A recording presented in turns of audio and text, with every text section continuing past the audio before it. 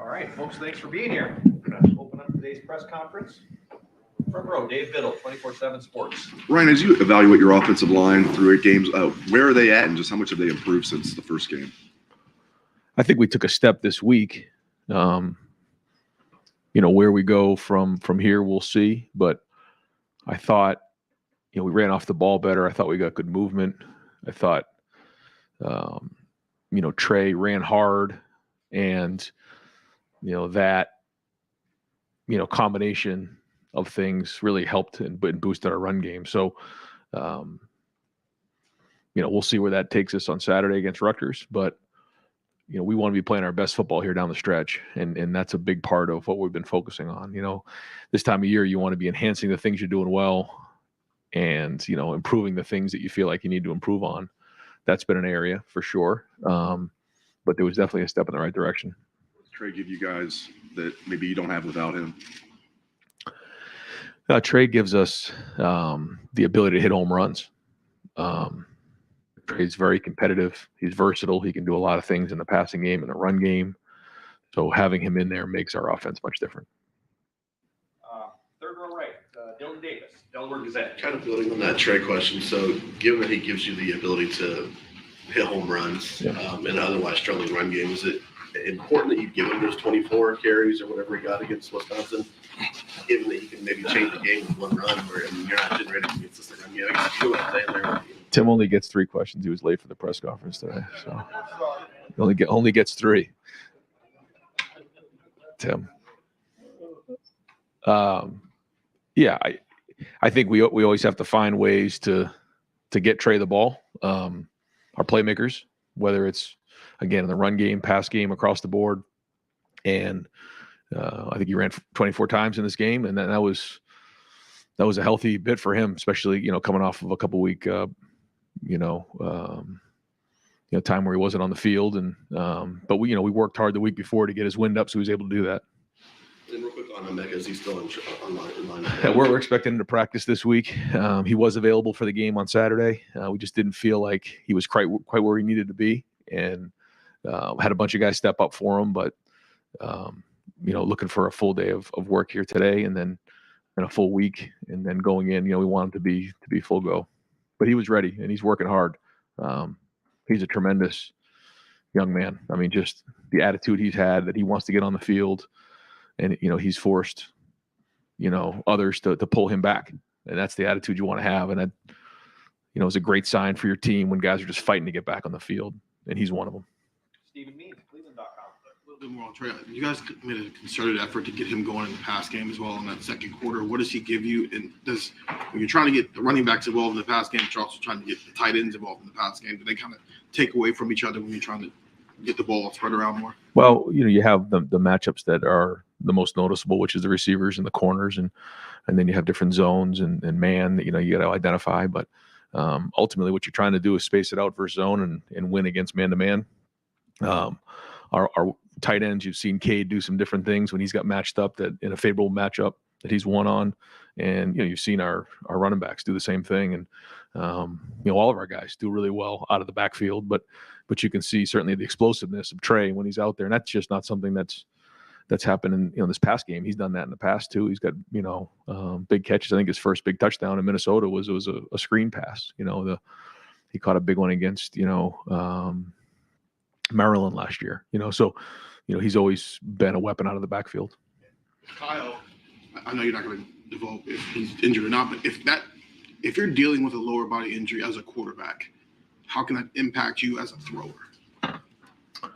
Well, this time of year, you're going to have, everybody does, you have things that, bumps and bruises and things. And, there's a difference between hurt and being injured. And another example of a guy who, really fought through it and showed toughness in that game. And that's, once you get in November, that's what's going to happen. You got to play depth, and guys got to work through those type of things. And those, you talked about, some different guys already today, but there's a handful of guys that was that way. And, he showed his toughness in that game. So, that's why we had to get back in here, get healthy this week, and have a great week of practice. Right behind him, Andy Andrews, London Warriors. Yeah, you talk about, this run that you're going to go on here in November. It's something, you brought up since the end of the Wisconsin game. Just what have you learned through your first few years as a head coach about November, maybe that's different, that you've taken and you can now apply to, these late season runs? Well, I just think the biggest thing is every week there's issues that you have to address. And like you said, you learn every year different things. You learn so much. You have to, take a self-assessment after every season and figure out the things that you did well and the things you got to improve on, the things you learned, and you got to get them fixed. And I think, as you look at this season, we've said we want to play our best football in November because, that's where the biggest games are. So it's been a constant build. That's been the message. But along the way, you got to win every game. So what does that mean after a game and you win? You have to identify the issues because they're there, whether you win or lose, and get them fixed so that when you get down the road, you're at full capacity. Tony Girdman, Buckeye Huddle. Ryan, with respect to the injury policy, what's the timeline on Devin, if you can update anything there? Again, it's hard for me to talk specifics, but, we're expecting Devin to practice today. In what capacity, we'll see. But, we're going to see him out there today. And then what are you missing when you don't have Emeka? Emeka is a warrior. He's productive. He's tough. He's a great leader. He does a lot of things for us. That being said, I think Xavier Johnson has done a really nice job stepping in. I feel like Julian has stepped up in other ways, not just in the passing game. And certainly Marvin has done a great job. Cade, the guys have stepped up when he hasn't been out there. But, having him back does open up a lot of different things for us. And, it's well documented, his production since he's been here. And, again, when we have all of our guys out there, we're full of capacity, then, we're the most dangerous. But that doesn't mean we haven't got a bunch of guys that stepped up and they've kind of found different roles and you could see a little bit of that kind of showing itself on Saturday night. Ryan, how did Kyle grade out? He had some really good snaps. He, if you were grading whatever number of plays, there was a lot of pluses there. The thing that's hard about a quarterback is, one play can ruin your whole day. And there were some critical errors in there that hurt us, and he knows that. So, nobody's, more critical of himself than he is. And, but there were still a lot of good things out there as well. So we got to, eliminate the things that, can hurt the team. And certainly the turnovers are a big part of that. I mean this more as explanation than excuse. Mm-hmm. But is there, I don't know if you golf. I do. Is there such a thing as just having a bad day? If you run into that, are guys allowed to just not be feeling it that day? No.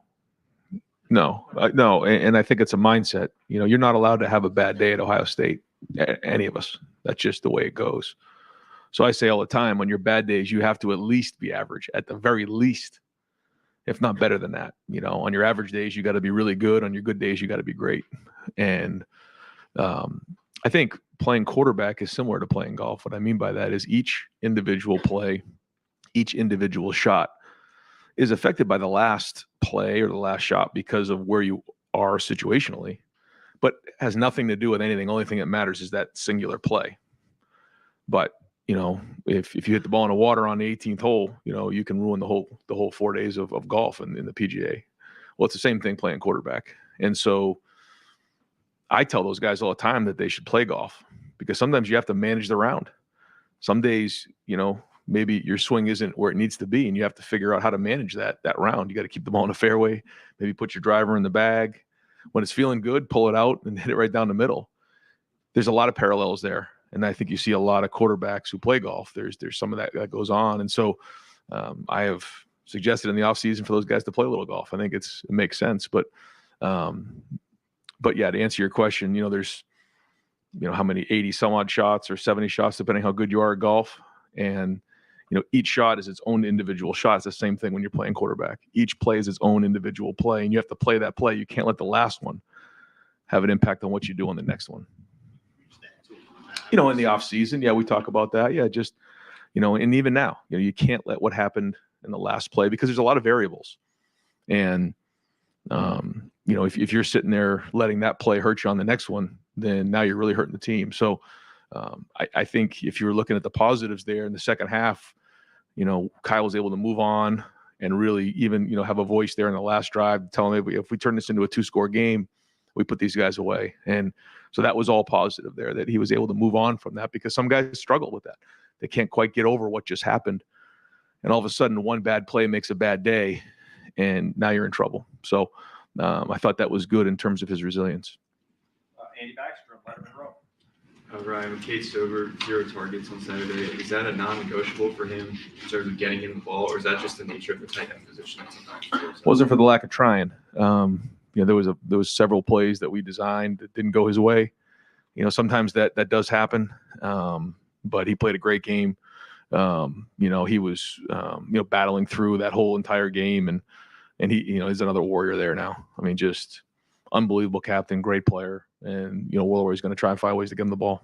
What's the tight end depth beneath him and G right now for you guys? Yeah, G Scott is the 2 right now, and then after that, some inexperience. So, going to work a bunch of guys this week and possibly get them in the game so that as we head into the home stretch here, guys have some game experience. You've seen us use different guys in that spot. We've been in 10 personnel. We've been in personnel. We bring Luke Montgomery into the game to be an extra tight end. So we have a couple different options there, but we'd like to build that depth as well. Far right, Adam King, WBNS. Did you see anything from Kyle after Saturday that maybe you hadn't seen from him yet? I mean, obviously it didn't go the way he wanted in the locker room between the game and now. How does he handle it, and do you see anything that surprised you? Well, I think when you have a couple bad drives, you kind of get your almost back up against the wall and you got to respond. And I thought he did. So I think that was a positive. And he did get banged up in that game and fought through it, and then showed leadership down the stretch. So, always trying to identify the things that we got to get better at, but the things that we need to improve on for sure. But, there was some encouraging things in terms of his response to what happened. When you look at a moment like that as a quarterback, how much does having a guy like Marvin Harrison Jr. just become just kind of an outlet at that point? Oh yeah, that's very important. It's a comfort level, and those guys have been playing together for a long time, but it's not just Marvin; it's some of the other guys as well. When you have really good players around you, you have a comfort level and a confidence that those guys are going to get open and you can deliver the ball. Clay Hall, WSYX. Are you poll watching or trick or treating tonight? I'll be watching film of practice, Clay. Yeah, costume, no. Yeah, right here. A whistler on my neck. But you'll take note of the CFP. For us, we have to win this week, and I say that every year, and I think it's great for the fans. I think it's great for football to talk about it, but ultimately we have to continue to win and win out. So that's our focus, and we're just going to take it 1 week at a time, and then we'll come up for air at the end of the season because that's what the ultimate rankings are going to matter after, the Big Ten championship game. Tom Berry, WBNS. What's your biggest concern going to Rutgers this week? I don't know if it's concerns. I think when anytime you go on the road in the Big Ten in November, you got to bring it, and they're doing a great job. Greg does a great job. They're playing well on both sides of the ball. They have a great identity. They're going to challenge you in all three phases. So again, I don't think it's a concern other than just the fact that we got to go continue to take the next step as a team, and that's it. What about expecting the unexpected against him? Yeah, creative in a lot of ways, certainly in special teams, and tries to attack you. So, we got to have a good plan for that. And, we have, some real veteran guys who are aware, and so we'll challenge them and make sure that we're sound in all those areas, because they do a great job with that and are creative for sure. Far left, Jared Smalley, WCMA. Hey, Ryan. Obviously, with Greg being back at Rutgers, they're going to play good defense, and they are. Statistically, they are. I'm wondering, when you look at evaluating them through the season, the way they've played, some of the better teams they've played, especially on defense, really, really strong against the pass. What do you see on tape that gives you an idea of why they're having some success? A combination of good players. I think the talent has been upgraded. I think they do a good job schematically and, play complementary football. And I just think it's all of those things. And so that's why we got to do a great job of preparing. And, each week has its own challenge, and this is just another version of it. When you guys recruited Davidson, was the hope that it was the pitch, hey, you get to play against your brother? No, but no, he and his family, and it's been such a great addition to our program having Davidson here. Just his competitiveness, the way he comes to work every day. He's a pro, and we're awful glad that he joined us.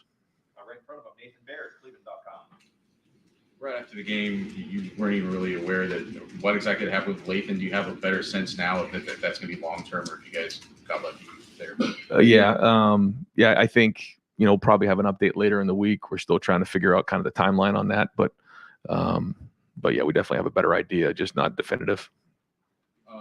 In general, in a season like this where this offense hasn't been quite as efficient, scoring isn't quite as prolific, is the calculus for you changing at all on when to go for it on fourth down, when to kick a field goal in that plus territory, maybe especially in the red zone, fourth and short, those things? Yeah. The two spots in particular on third down, I'm as the coach, I'm going to take responsibility that, it's my responsibility to make sure that doesn't happen. We can't get, pushed out of field goal range in those two situations. So, you want to be aggressive. But, I look back and probably should have run it in those situations, added a few yards to it and kicked the field goal to make it a 2-score game. But, want to be aggressive and throw the ball. Got pushed out of field goal range in both of those spots. So I've got to think through that a little bit. So ultimately that's my responsibility. So I think, we got to make sure in that spot we turn that into a 2-score game, especially with how well our defense is playing. Maybe you look at it maybe differently this year than you would have looked at it last year, 2 years ago, 3 years ago? I think our defense is playing really good football right now. And based on how the game is playing out, you try to get an idea, are they in control of the game? I felt like, the last couple of weeks, our defense has been in control of the game. And based on that, you try to make the best decision to either make it a 1, 2, 3-score game in that spot. I think we'll have to talk about, games in particular when it comes to that. But remember, the goal is just to go 1-0 every Saturday. And that's our job. Now, again, we don't turn the ball over in the first half. It doesn't have to be as close as it had to be. But that's our challenge for this week, is just play cleaner. And, I tell our guys all the time, we're in control.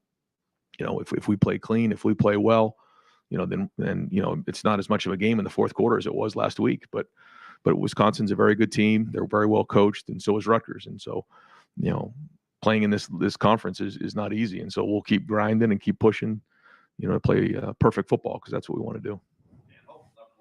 Ryan, with Kyle dealing with that injury, do you have to manage him any differently, whether in practice or even in the game, just to try to keep him healthy for the stretch run?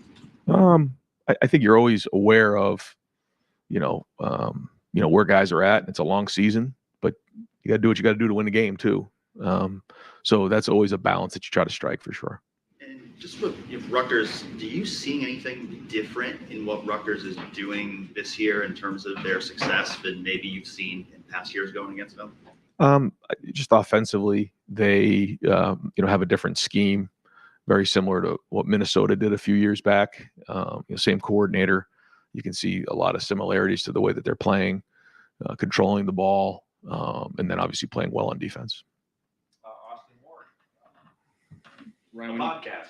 when you got late in the third quarter and Kyle wasn't putting any weight on that left ankle, and you had a little bit of a layoff there between the quarters, what were the conversations like, if you had any, with Kyle before he went and got on the exercise bike? Did you think maybe about putting Tristan in to finish that game? What was going on in the sideline there?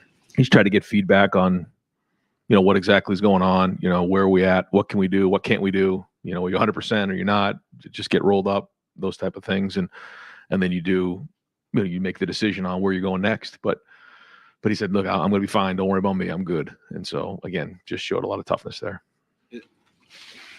I'm not suggesting it was a right or wrong decision. I'm just wondering how it played out, because you talked about Emeka fighting to want to go play, and Kyle didn't look like he was at his full effectiveness. Like, how much does that weigh in the back of your mind that he wants to do it, but maybe that wouldn't have been the best thing on Saturday? You won the game. I'm not Sure. arguing about the result.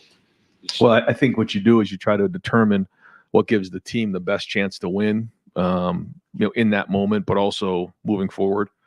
And you try to identify it the best you can and make the best decision you can. I actually thought, Kyle in the second half, other than a couple plays, played much better than he did in the first half. So, that was encouraging. If we saw something that was just, radical out there that, then you make the decision based on that. But we felt like where he was at, he could still function and made some good throws. Pat Murphy, 24/7 Sports. Ryan, when Justin was first starting, talked a lot about throwing the ball away. Same with CJ. Obviously, that was a topic with Kyle this past weekend. How much conversation have you guys had about that? It just doesn't seem to have come up in these settings as much. How much have you guys talked about it individually? Yeah, you talk about it all the time. You just, where is, why are we calling the play? What's the design of the play? When it plays out like that, trust your feet, trust your eyes. When it doesn't play out like that, where is your outlet? Where's the ball going? What's your plan? And then when it really breaks down, what's your plan there? Because you really can't come up with all the scenarios that may happen, right? Second play of the game, the ball's down by his ankles. He doesn't quite see the read. Like how do you can't get out in front of all these different things. Zero pressure on a certain situation, all those types of things. And so we just always talk about having a plan and constantly going through what may happen on this play. And so, for the most part, I feel like, he's done a good job of that, but there's certainly some things that we learned coming out of this past week that, I know he's going to want to get better at this week. And then, same thing on my end, making sure that, as coaches, we're putting him and I'm putting him in the best position to be successful. And so, we all have to look at that and make sure we're doing the right thing. In that same vein, I think he's had a number of intentional grounding penalties. I know some of those have been maybe questionable, but when you look back, is there a connection there or something you guys can address with him to avoid that situation? I think it's, again, trying not to put him in a situation like that, but also, just having a plan and an outlet for, when things break down, what is your answer? Where is that ball going? Whether it's breaking contain and then it has to cross the line of scrimmage, or if you're in the pocket, making sure you have somebody in mind in terms of a receiver to make sure that the ball is in his range so that something like that doesn't come up. Spencer Holbrook, Letterman Row. Randy said after the game that Marvin needed a few more targets, he thought. But other than Marvin, the rest of your receivers. That's every game. But receivers not named Marvin only had 4 targets. Is that not enough? And what do you have to do to get Julian and Carnell? And I'm sure it's going to change when Emeka comes back. You get those guys more ball. Yeah. Just try to continually find different ways to get guys open and, keep pushing the envelope on it. I think it's week to week. And we ran the ball. I forget how many times we ran the ball in this game, but we ran it a bunch as well. And we got a little bit of rhythm going in the run game. So, maybe didn't have as many opportunities for those guys. And, there were a couple intentional groundings and things like that that maybe were designed for certain guys that didn't show up. But no, we're going to try to spread the ball around the best we can. Bill Rabinowitz, Columbus Dispatch. Yeah, second play of the game, you referenced the low snap. On that play, the 3 interior linemen ended up blocking one guy that allowed the blitzer. I'm sure in the 8th game of the year, that's not something you want to see. I mean, you said there's progress in the offensive line. Is there enough progress, and then where does it stand? Well, that play in particular, the guy who blitzed was hot, and the play was designed to block the 2 guys off the edge, and Kyle didn't quite see him coming. So, he said once his eyes went down, he couldn't see him. If his eyes were up, he would have seen that was a pressure, and the ball would have gone to Trey. And we had 2 blockers out in front of him, and probably would have been an explosive play. Didn't happen. Those are the things that we just have to clean up. Second play of the game, it's like you just pound your fist in the ground because it didn't quite happen. Why? Well, the snap was a little bit low, didn't quite see it. So the line was sliding to the right on that play. So that was everything about that was exactly how we designed it, other than the ball didn't go to Trey. So I thought the blocking on the perimeter was excellent. I thought Josh Simmons did the right thing. I think, in that moment, he has to block the most dangerous guy. He felt like the defensive end was the most dangerous guy. The linebacker came from depth. So I thought he made the right decision there. Sometimes linemen will get nervous and say, well, I gotta squeeze inside and let the defensive end go. He didn't. He really did a nice job. The line was sliding to the right there. You can see the end drop. We were hot in that situation and didn't quite execute it. So that play in particular, we got to execute better. I thought the design was right. Everything was being executed. We just didn't get it there. So between Carson and Kyle, we just got to get that right. But just to answer your question overall, yeah, I mean, every play you can look at and try to, identify, where the faults are, and there's enough to go around. There's some good things for sure, and some things we got to get better at. But I just think overall, when you look at how we blocked in this game, certainly in the run game, there was a lot of progress. Some things in the pass game, we certainly have to get better at. Do you have an update on Mayan? Yeah, I do actually. Yeah, Mayan's actually going to be out for the year. So, feel really, bad for Mayan that, he's not going to be able to play. Had a procedure done, and so they let us know that he's going to be out for the season. So, Mayan's done a lot of great things for us, and that's a big hit for that room and for our team. But the good news is we have some good depth in that room, and Tony's done a good job of building it. Had a procedure, or will have a procedure? Yeah, he had a procedure done. Yeah, it was. Yep. No, different. Yeah. So. Right next door, Joey Kaufman, Columbus Dispatch. Ron, any idea on I think he still has eligibility left to it, and then any idea what his future will be? No, I don't think that's been really. I think I'm sure that he's considering what his next steps are here, but I think it's also new. He's still trying to just focus on his rehab, and then we'll kind of address that as we get closer to the end of the season. Other thing, Lorenzo Styles is at the 4-game mark. He's appeared in. He's got 3. Yeah. But what's any idea what the plan is for him this year? Because I guess he's got one more game to play in. The plan is for him to play in one more game, and then kind of go from there. So we just felt like if we needed him and there was an emergency that we were going to put him in the game. Other than that, we were going to try to hold this year for him to learn the position, get better, play in those 4 games, and then keep that red shirt. Right next door, Tim May on 3, Letterman Row. Thank you, Jerry. Sorry about being late, by the way. It's all right. Number one, is there a knack to running an end around your jet, whatever you want to call it? And does it look like Xavier Johnson, looking for the cut up? I mean, I think it's key there. Yeah. And look like that's coming on for him. I mean, do you agree with that? What do you see there that's promising? Because that kind of developing more into a weapon. Yeah, he's he can run all of our run plays. You've seen him run counter last year. You've seen him run the stretch play inside zone, stretch from the offset.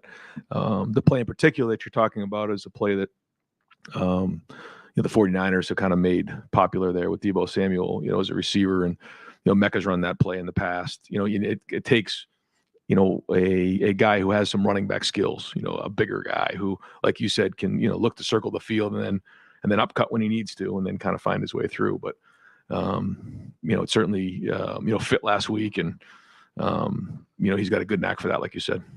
And you know, as you look around the country, I mean, Debo Sweeney kind of went off on a caller, like on his college show last night or night before last, whatever. But the pressure he's feeling, can you explain the pressure that you're feeling right now with an unbeaten team, probably ranked 1 or 2 or 3 in the college football playoff rankings tonight, et cetera? And, you know, you're sitting there answering questions about mostly about stuff that could be better. You know what I'm saying? What does that pressure feel like internally for you? You know, it's just that's the job. And, you know, you try to take it one day at a time, and you try to grow and you try to learn. But ultimately this is about the kids. This is about the players. I call them kids. These guys aren't kids. They're grown men. It's about them. And that's why you get into coaching, is to have an impact on young people. And, you know, along the way, you're very competitive, and, you know, you want to go compete for championships. And that's why, you know, you come to a place that is so special like Ohio State. And, but you have to stay focused on what really matters. And it's just those players, and, you know, putting them in the best position you could possibly put them in, figuring out what you got to do on a year-to-year basis to get it better. And then just, you know, pouring in all your time and effort to give them the best chance to be successful on Saturday, because that's it. I mean, that's why you get into coaching. And being able to watch my son play high school football this year was like almost refreshing for me, because those guys, you know, whether it was Ohio State football or their high school team, I mean, they were living and dying by every single game. I mean, when they win, it's, you know, dinner at Roosters, and everybody still got the eye paint on their eyes, and, you know, the girls are around and everybody's feeling good. And when they lose, it's like the world comes to an end. And that's why you get into coaching, you know. And there's a lot of things that come with it. I get it, but the focus has to be on that. And when you think about that, you know, there is no pressure. You're in the stands or the sidelines, you're going, what was that call? No comment on that. No comment.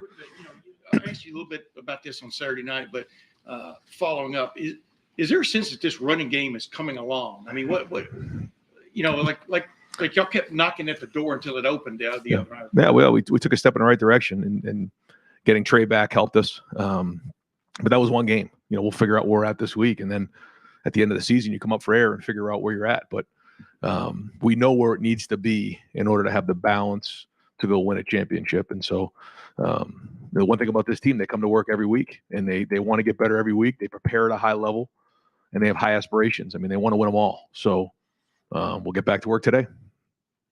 Bill Landis, the podcast. Ryan, what you just said about sometimes offensive linemen getting a little nervous and maybe pinching down instead of taking the outside guy. Is that what happened on the fourth down play, the first fourth down play? Looked like they had 3 over Josh Fryer, 1 drop, 1 round with Trey, and then the outside guy came, and Josh looked like he was like maybe a half step slow to get there, and that's kind of how the play broke down. Is that kind of what you're talking about? In that particular protection, yeah, that was a 5-man protection in the end. You know, when the back released, you saw the safety run with the wheel route, and then you kind of have to sort out what the most dangerous is in there. So, you know, I don't remember exactly how that fit on that side of it, but yeah, that was a 5-man protection as well. For any, I guess, developing quarterback, not Kyle specifically, anyone you work with, what is the balance between wanting to play fast, react quickly, make quick reads, but not allow yourself to get sped up in a way that impacts your mechanics and perhaps your accuracy? Yeah, it's one of the things that I talk about all the time with those guys is finding the speed of the game. And you can be a second too slow, you can be a second too fast, or even a half a second on both ends. And the best way to do that and to find the speed of the game is your feet. And that's where your feet have to translate in practice to the game. And, you know, I think when you watch Kyle's feet, when his feet are underneath him, he's trusting his eyes and he's trusting his feet. That's when he's playing his best football. So that'll continue to be the message. Is it? You mentioned feet a lot with Kyle, and it appears that one of his feet are injured. I don't, is it hard to be consistent with that when you're not 100% with that kind of part of your body? I don't know. I mean, there's, you know, this time of year, there's going to be a lot of things that come up, and, you know, it's just kind of the way it goes. But I say it all the time, and Coach Mick says it all the time, you know, nobody cares. You know, we got to go win games. So that's the mentality our entire team has. And right next door, we're wrapping up with Doug Lane Maurice, Kings of Columbus. Right. You talked about this a little bit. You guys are averaging like 33 points a game offensively this year, only giving up 10. Most of your tenure, you guys are scoring in the mid 40s, but the last several years you're giving up points in the 20s. Just what's the process of, it's a little bit of a different game. We talked about it some, but just what's it been like for you guys understanding what this team is and then how that may or may not affect decision making, how you coach it, stuff you do during a game? Yeah, well, I think the goal is always to score as many points as you can on offense. So that hasn't changed. I think early on when you have some new faces in there, maybe you're trying to build as you go. But then when you find yourself in, we've been in some top 10 matchup games, some top 25 matchup games where, you got to do everything you possibly can to win those games. And then, we're looking to continue to build as we go. If we take care of the football and are more efficient, then maybe we are in the 40s here. And so what's happened in the past has happened in the past. So let's get ourselves into the 40s here in the month of November. That's the goal. But, I'm talking about the offense. But as a whole, when the defense is controlling the game, we're going to make sure that we win the game. You can't all of a sudden get selfish or, or out in front of yourself because, all it takes is a couple bad plays and, you're right back into it again and you put the team at risk. So we're not going to do that, but we are going to continue to fight to be the best offense in the country. And then you always talk about, right, whenever a quarterback does something, you want to know what they were seeing. Yep. Right. The first pick with Kyle, what was that conversation like? And just, 8 games into this season, in terms of your quarterback seeing the game and just decision-making in general, where is he there? Yeah, I think the feedback that I'm getting is really accurate on what's happening on the play. I certainly know he wants that first one back, and he would tell you that as well. But then there was other things that, or other times where, when you ask a question, early on, you'd ask what was seen and you'd get a different. He's seeing it great. He's seeing it. Giving really good information on the sideline. And that gives everybody confidence that he's recognizing what's going on with the coverage. He's recognized what's going on with the routes, and that's really good. And there's been a couple times where he's given me feedback where I didn't quite see it that way, and I come back, watch the film, and he was right, and that's really encouraging. So a lot of growth there. Great. Coach, thank you very Thanks, much. guys. Appreciate it.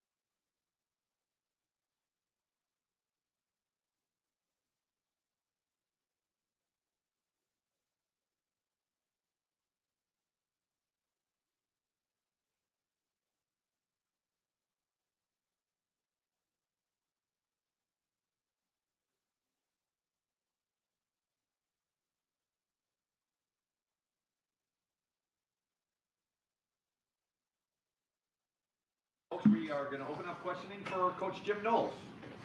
Front row right here, Austin Ward. Jim, if Lathan is out for a couple of weeks, what would that do to the configuration, you think? We saw Sonny and Jordan play a little bit more together on Saturday. Would that be the way you think you'd continue? Yeah, I think that's highly possible. What do you like about, or what concerns would you have either way, I guess, if pairing those two together? No concerns. I think they've both proven themselves in a lot of different dimensions, so I don't have any concerns about it. Far left, Nathan Baird, Cleveland.com.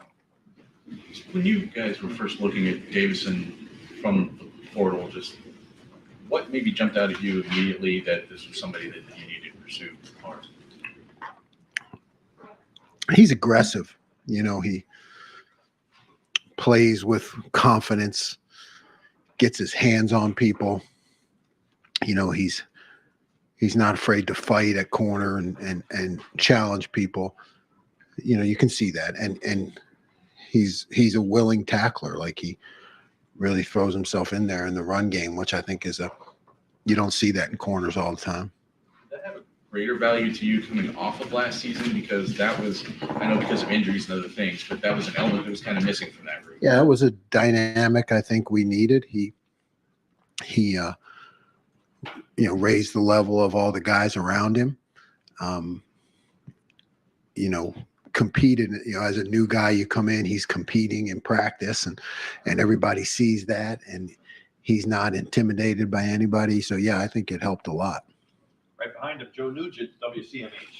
8 games into the season, only one player has rushed for more than 100 yards against you guys. How much of that is improved defense, and how much of that is different college football these days?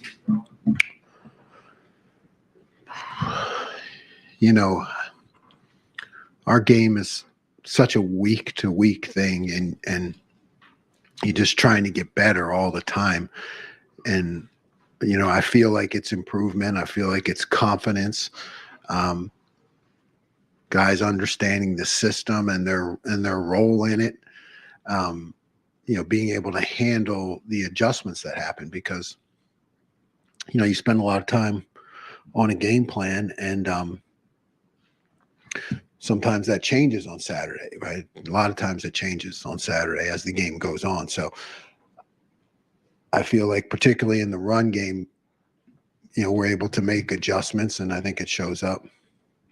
Dan Hope, 11 Warriors. Jim, even before Lathan went out of the game, you had Sonny back there playing deep safety. Just what went into that decision to move him from nickel to safety last week?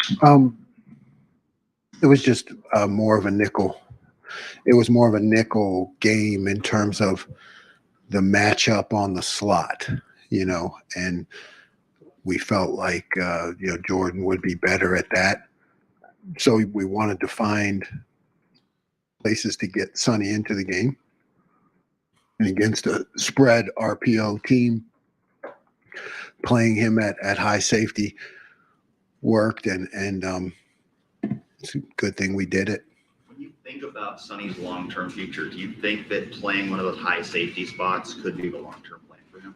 Yeah, I think it's possible. I think, he's now getting experience at both, and I think he can really add a different dimension, as you look to the future and structuring things, so he can be in there with other guys and end up in different places and add some unpredictability to it. Fourth row right, Andy Backstrom, Letterman row. Jim, in terms of the run defense, Jack Sawyers seems like he's really stepped up the last few weeks in that regard. Is he someone that you kind of have to watch the game twice to really realize everything he's doing against the run? Yeah, I think so. I think anybody who's serious about watching the game and studying it, like I know you men and women are, probably more at the Ohio State than anywhere I've ever been. I mean, there's a lot of great football knowledge in the fan base and in the reporters. Yeah, so when you watch it, you see that he is controlling things at the line of scrimmage and getting off blocks. And I mean, I think all three of those plays in the goal line, he was involved in. He was involved in them, in those stops. Those are huge stops, huge stops as you look at the flow of the game. So, yeah, he's been doing that. And maybe that doesn't show up in the sack statistics, but it means a lot to the defense. Jeremy, deep center field, Jeremy Birmingham, podcast. Jim, you guys have not played what would be probably described as like an athletic quarterback yet this year. You played guys that move around in the pocket well. Obviously, St. Martin and those guys who played a lot of ball, but Wimsett is a little bit different in the way that he's utilized. How does that change the plan for you this week, if at all? And does that mean you maybe have a different, expectation of what success is this week? You always have. You have to have that element in the college game all the time, because anybody can do it. I think you have to put some things in to make sure you can control it more rather than just be, hey, we're fundamentally sound, we got everything covered. You have to have some things where you're controlling that more. Also, flattery works great with us, so just keep telling us how great we are if you don't mind. I'm not going to say anything. Tony Girdman, Buckeye Huddle. Jim, losing Lathan for however long, how does that change the nickel situation because Sonny's no longer there? Is Jermaine a guy that could maybe give some depth there, or is he strictly an outside guy? What is Jordan going to do the entire time? Like, how is all of this going to work in your mind and in practice? Yeah, I mean, it changes. It changes. I don't know that it would necessarily be Jermaine. He's a true freshman, so you don't want to overload him with those responsibilities. But there are other corners, that where he can go to a corner and other guys can move inside who have more experience. Far right, Adam King, WBNS. Coach, I know you're not one to celebrate in the middle of the season, but is there any part of you that in the defense that has to appreciate what you guys have done so far to be able to kind of further grow, to say, hey, look, this is where we wanted to be. Now we're going into November. Let's finish it off. Yeah, I mean, there's no time for celebration, but we have a whole category that we call, I say get better, and the defense, they say every day. And then I say things we're doing well and things we need to get better at. So it's all, and then we go through. So yeah, you're highlighting those things that you're doing well, and then you're fixing the things that you can get better at. It's just a constant process. But I think when you have more good things, it's better. It's the praise, correct. Praise, correct. My college professor, Ken Blanchard, 1 Minute Manager, right? That you praise, correct, instead of, maybe other times it's correct, praise, So, I mean, when you have more of the positives to highlight, it just, I think it helps everybody. Sorry about that, Coach. Tim May, on 3, Lebanon Road. Yeah, with that, in that vein, you're sitting up in the press box. It seems like everybody has one good drive again. You know what I mean? I mean, Thanks, Tim. What's going through your? But you know what I'm talking about. But what's going through your brain as that's happening, and then y'all quickly have fixed things. I mean, yeah. We've talked about that before, yeah. What is going through? Okay, they got me there. You know what I mean? What is that? Yeah, and you're right. That happens. I don't like it, So you're just constantly trying to learn. Like the whole process of a game is really, as my job is to not celebrate the good plays or get too down about the bad ones, right? You're just trying to process it and fix, or so yeah, and we've been able to adjust. So I think that's just, again, it's a good part of having guys who've been around in year 2. I think you can adjust quicker. And another quickie, you've been around the game for a long time. You played it and stuff. I played Division 68 though. Yeah, it was. Yeah, it wasn't, Doesn't matter, you play. Yeah. Bottom line is, do you ever sit there and marvel at fellas who have the audacity or the determination to just give it up and play this game at the level it has to be played at from a physical standpoint of, like JT Tuimoloau getting back in there after taking that little shot or whatever it was. I don't know. I guess what goes into a defensive player's mindset that makes him play full speed, knowing the consequences? Yeah, there's a toughness, obviously, that goes along with our sport. And then when you play defense, I think there's just an extra, we always talk about, our honor, defending our team, defending our fan base, really it's like defending all that work, because they put in so much work. I mean, what people don't even know, they put in so much work. And you say what you want, but these guys work 365 days a year. So then you get these limited number of games. And really, I think the extra toughness for them comes from the brotherhood. And it's like, hey, we put all this work in. Now it's our job to defend it, So it's a tough man's game, no doubt. And I think on defense, you're, like I always say, joke with offensive coaches, you can't punt on defense. You can't say, hey, we don't want to play anymore. Can we get off the field? You can't do that. You have to stop them. That's what I tell them before every game is somebody has to make the tackle. There's somebody has to put the other guy on the ground. And I think there's just a toughness that comes with that. Tommy's playing on the shovel pass. Was that just from what you watched on video? You saw it live. Watch on video. What does that just say about him? That was an amazing play. I mean, if you brilliant men and women of the media broke that play down, we actually did not hit the blitz right. If you watched it, we had two guys up the field. I think we had Caden and Jordan. Well, they were supposed to X. Jordan didn't X. So now Tommy should have had help on that, and he was left one-on-one with that, with just a goal line tackle, and really, really an amazing play. Really. I mean, I think that just epitomizes hopefully where we're at right now, toughness. And then, like I said about Jack Sawyer, I mean, you're talking about, the space from here to the wall. And like Jack Sawyer came like all the way around from the other side and wedged his body in there to push it back. So I don't know. That's not sexy, but that's our game. I mean, that's what wins football games. Joey Kaufman, Columbus Dispatch. And was there a moment where you thought Cody was going to be able to have more of the snap share this year than he had last year? I know he didn't play last week, but generally last couple weeks he's played more. Was there a time where you felt like he was going to? Yeah, I still think that.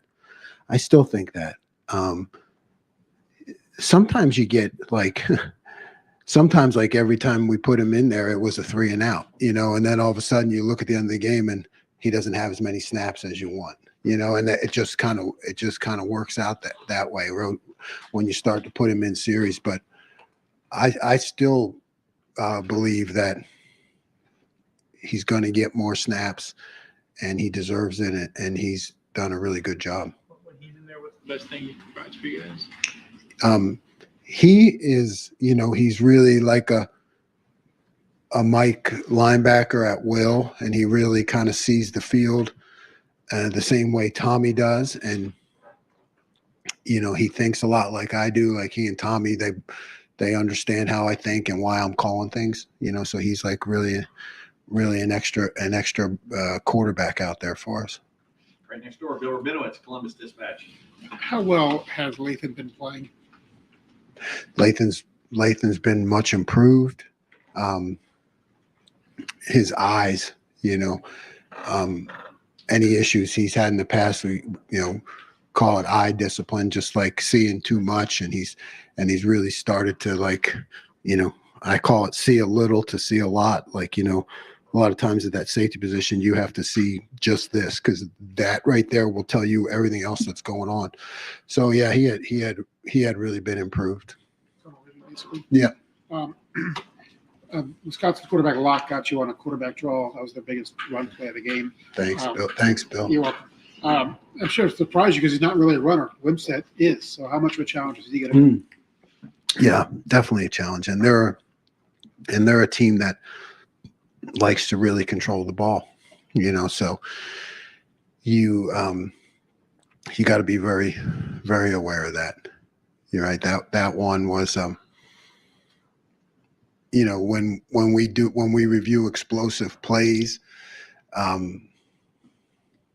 we have a category called defend explosives, right? I say defend explosives. They say 5 or less undefeated, so 5 or less explosive plays, we're going to win every game. But then I have to put them up there and I have to talk about why they happened. So when that one came up, I had to say, okay, that's on me. I'd say that was my call was not good for that play. But with the guy we're facing this week, you have to be very aware of it. Douglas Maurice, Kings of Columbus. Cameron Martinez was in for a handful of snaps last game. I guess the dime look with 4 covered. How do you? I mean, we know sub packages are part of the deal, but just what's the process of when you decide to go to a look like that? When you decide to maybe stick with? Yeah, it's all matchups. It's all matchups. Trying to get the right matchups. Cam's been a guy who hasn't been healthy. We're just trying to work him back in. We think he can help us in those situations when the offense puts a lot of speed on the field. And we talked about this a lot early in the season, but just the conversations you have with your defense now, maybe compared to a year ago, and in the spring and in the offseason, you were talking about like just that next level, that second year. Can you just describe a little bit like how they are maybe different right now compared to year one? Yeah, I don't know that the conversations are different. The expectations are different. I think that's where it all goes. It's all about the expectations. When you're just trying to learn things and, maybe trying to fake it until you make it, there's like a different feeling than whether you're going to stop them, that you expect to stop them. And here's why, so I just think the expectations are a lot different. And we'll wrap it up with Bill Landis, the podcast. Jim, the second down run stop that Hero made in the fourth quarter, I was surprised to kind of see him out there. I don't know if you were, but have you seen that coming for him? Like, that was a 7-point game. They're kind of near midfield, and a redshirt freshman who's hardly ever played makes a pretty big play there. That was a really good play. I'm glad you saw that. And yeah, we had been seeing that with Hero. Hero's been a guy that's been showing up in inside drill, and he's been, we've been working him in a lot in practice. And I was really pleased with that play. That was a good play. I mean, he beat the block and made the tackle. I mean, that's a big deal. And our defensive tackles have been doing that a lot more this year. Not just using up blocks, but actually beating the block and making the tackle. That's a big deal. And Hero is doing a nice job. Great. Coach, thank you very much. Thanks, Jim. Thanks, Jim.